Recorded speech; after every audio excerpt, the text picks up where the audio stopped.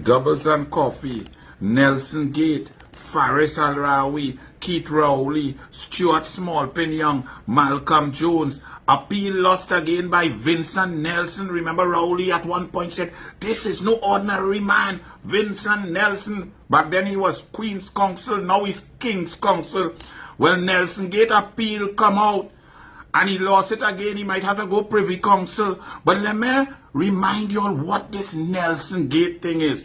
And understand that Trinidad and Tobago, you the taxpayers, in this whole debacle, have lost over 10 to 15 billion dollars of your taxpayers' dollars. This all started with Malcolm Jones, PNM czar of energy. Malcolm Jones, executive chairman of PETROTRIN back in the 2004 to 2010 period, where he undertook by himself to take taxpayers' dollars and invest in a failing project, World GTL, and he did not get authorization because he didn't need to. He was executive chairman, and the company World GTL had come with claims that they could do this left, right, and center.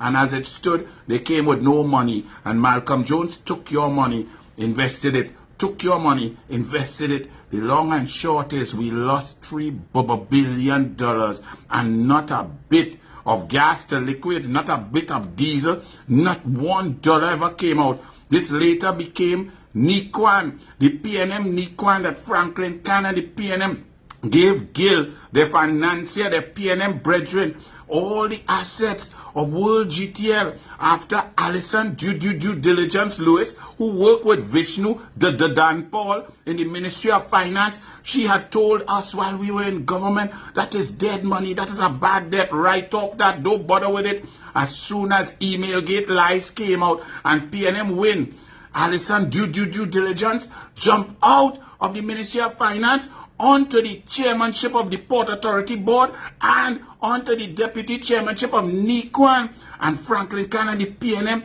gave NIQUAN your assets of $3 billion for 35 million US, 10 million US cash, and 25 million in preference shares, which, by the way, now is worth absolutely nothing. Alison due diligence Lewis also went on Republic Bank board, and somehow Republic Bank, who don't want to lend you no money, to check if you want to borrow a little 50,000, 100,000, they have to check up inside your K-Packs, check your gut, check your brain, check your teeth, check your dentures.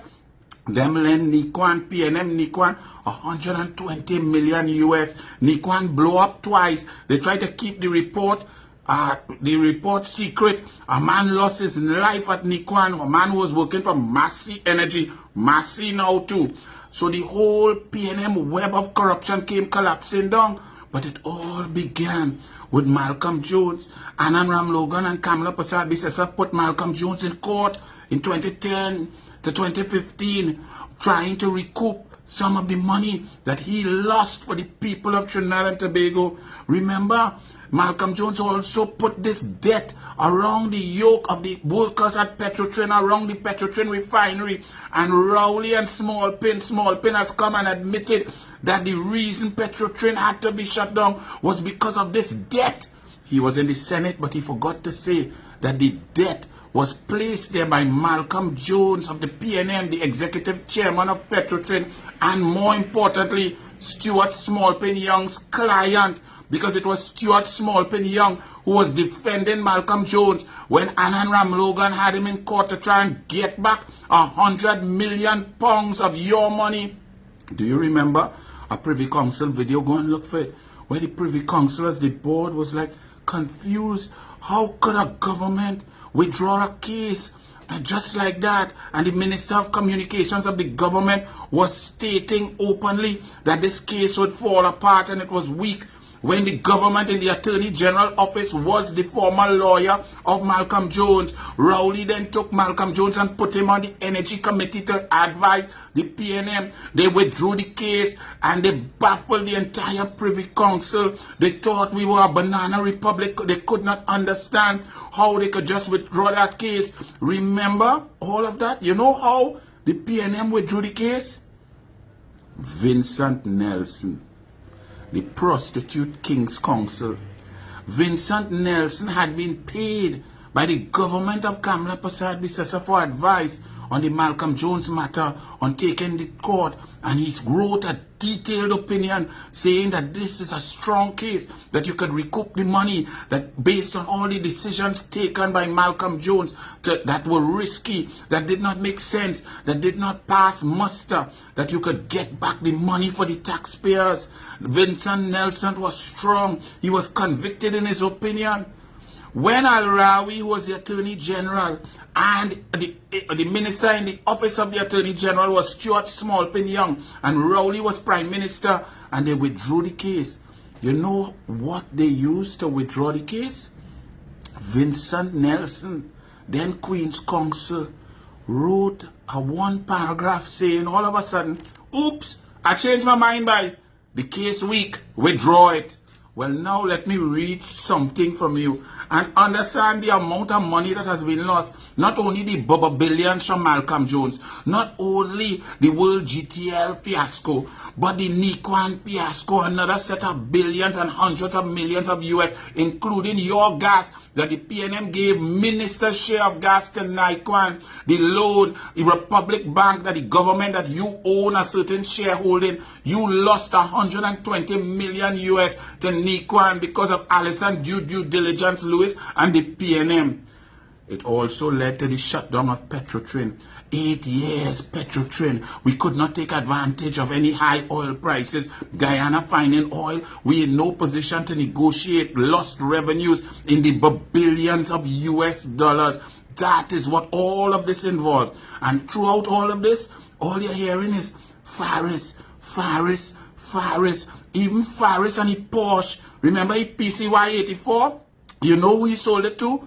K. Singh. You know who's K. Singh?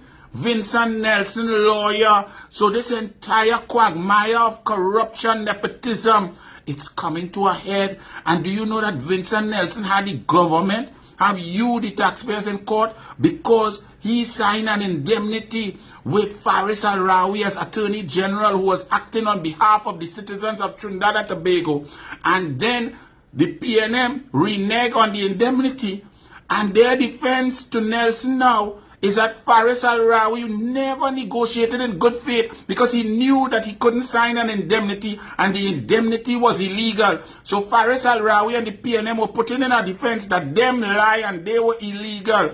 That's what is going on in this country. And this Faris Al-Rawi still have time to talk. Anything you hear about corruption, nepotism, overbearing, you're hearing Faris' name. Well, let me read something for you from the article yesterday, because Nelson now trying to appeal all kind of thing, but it's good for Nelson. You see, when you sell your soul and your opinion for money, it's very dangerous. When you try to put people under charges and take them away from the family with lies because you need money, because you cranny, because you hungry, and you making deal with nefarious, unethical, immoral people like Faris Al-Rawi, aka Johnny Sukaran. Once a man wants to change his name, you know something inherently wrong with him. Faris, not only CPEP, not only Keith Eddy, not only Joel Edwards.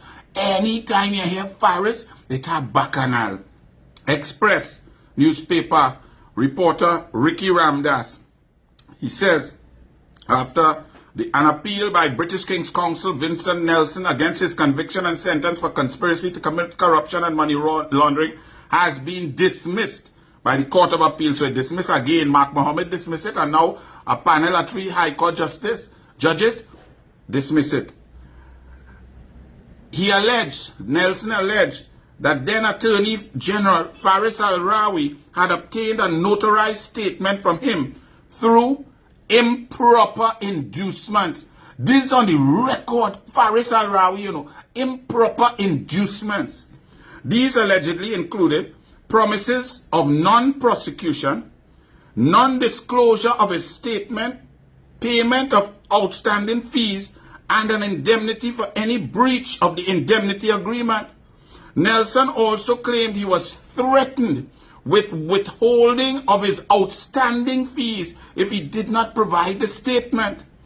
In support of his assertion that he would not have provided the notarized statement and executed the indemnity if the representation had not been made by the then Attorney General RAWI, the judgment stated that Nelson exhibited to his affidavit an unsigned draft statement prepared by him with a track changes document feature. Referring to this unsigned draft statement as Kewal Singh's draft statement, let me put a pause there. Do you know who Roger Kewal Singh is? Remember, Faris Al-Rawi sold a Porsche. Was it 1 Porsche, 2 Porsche, 3 Porsche? He went in the parliament and called the wrong number on a Porsche. He tried to produce a check for $600,000, but the check had been in no bank. And then all of a sudden, they couldn't find the transfer of that vehicle. Then later on, somehow, miraculously, it came up. Remember that? That it's so ironic, so coincidental, that in this situation, Roger Kewal Singh and Faris Al-Rawi doing business deal with Porsche, and Kewal Singh purporting to represent Vincent Nelson, all of this going on, and an illegal indemnity being agreed to, signed, and sealed by an Attorney General, usurping the authority of the DPP. All of this going on, and Al-Rawi and Kewal Singh selling Porsche. Nelson stated that it was prepared by him for a proposed civil claim in respect of the breach of the indemnity agreement. The process by which the applicant prepared this unsigned draft statement was that in early December 2020, during a series of telephone conversations, Attorney Roger Kewal Singh provided him with details of what he said were the contents of Kewal Singh's notes of meetings with AG Al-Rawi. $10 million payment. Remember, this hungry man, this cranny man, Vincent Nelson, had $10 million in fees owed, and he was being pressured by the PNM. He wasn't getting his money. Then add on to that, he was diagnosed with cancer. I'm sorry to hear that, but it adds to his stress. The man feel he dying. He wanting money. And in comes Al-Rawi, seizing the opportunity to try and attack the UNC, to try and get a man to make a notarized statement with all this inducement. Do you think this would have held up under cross-examination in a court of law? The background of the case goes back to 2010-2015, when Nelson provided legal services to the government of Trinidad and Tobago. Following a change in government in 2015, Nelson struggled to receive payment for his work. In September 2017, he confided in his attorney, Kewal Singh, about alleged kickbacks demanded by former AG Ram Logan for his legal work. This information was subsequently relayed to whom? Faris Al-Rawi, PNM Attorney General. Nelson claimed Al-Rawi offered to facilitate payment of his outstanding fees in exchange for a notarized statement detailing the kickbacks. So Al-Rawi was willing to pay $10 million for a notarized statement attacking 2 UNC. Y'all think that would have stand up in court? Al-Rawi is a consummate dunce. Facing a cancer diagnosis and in need of funds for medical treatment, Nelson agreed but insisted on a contractual indemnity from the government.